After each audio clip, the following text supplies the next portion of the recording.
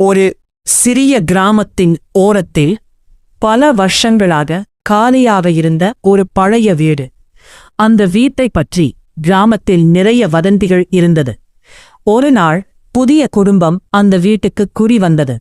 அப்பா, அம்மா, ஒரு சிறிய பெண் குழந்தை.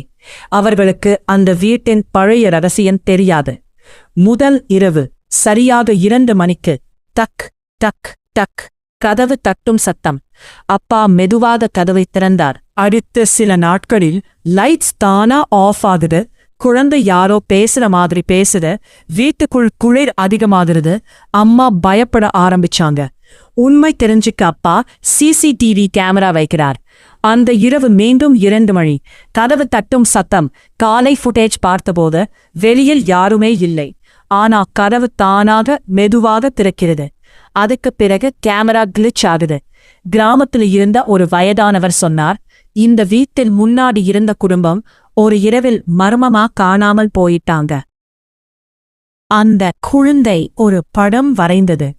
அதில் அதே வீடு, கருப்பு உருவம், சிவப்பு கண்கள். அம்மா அதை பார்த்து அதிர்ச்சி அடைந்தார். அந்த இரவு 2 மணி. மின்சாரம் முழுக்க போய்விட்டது. மெதுவாக கதவு திறக்கிறது. குழந்தை மட்டும் சிரிக்கிறது. அப்பா ஃபிளாஷ்லைட் கொண்டு வெளியே போகிறார். அங்கே ஒரு கருப்பு உருவம், சிவப்பு கண்கள். Camera suddenly black. அந்த குடும்பம் அடுத்த நாள் முதல் காணாமல் போயிற்று. இன்றும் அந்த வீட்டின் அருகே இரவு 2 மணிக்கு கதவு தட்டும் சத்தம் கேட்கிறது.